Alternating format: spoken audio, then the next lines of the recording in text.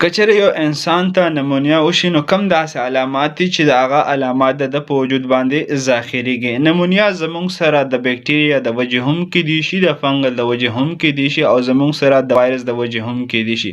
که چیرې یو انسان وي هغه روغ رمټ وي هغه ته نمونیا وشي نو دې ته کمیونټي اکوایرډ نمونیا ویلی شي. یا که چیرې یو انسان دی هغه د بل کس نه نمونیا واخیسته، یعنې یو بل کس دی هغه ته الریډي نمونیا شوې ده او دا بل کس یې هم ځان سره بیمار کړو دې ته هم نمونیا وشوه، یا هاسپټل کې هغه ژوند کوي او هاسپټل مریضانو نه دې ته نمونیا شو نو دې ته هاسپټل اکوایرډ نمونیا ویلی شي. د نمونیا علامات دا دي چې په وجود باندې ډیره زیاته تبه راځي، یخه تبه راځي او وجود یې ترې نه ټول رپیږي.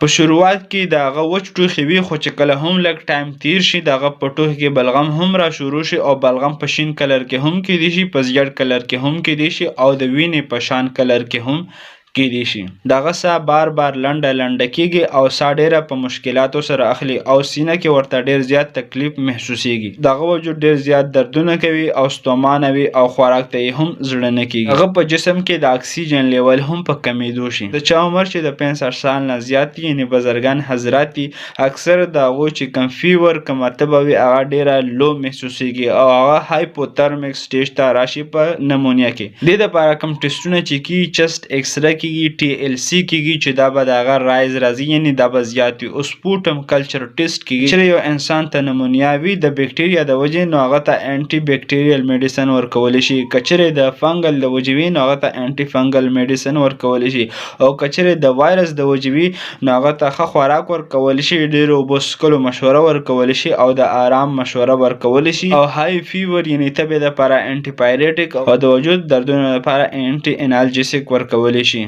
همدغه شان میډیکل اویرنس دپاره زموږ سره اوسئ. شکریه، الله حافظ.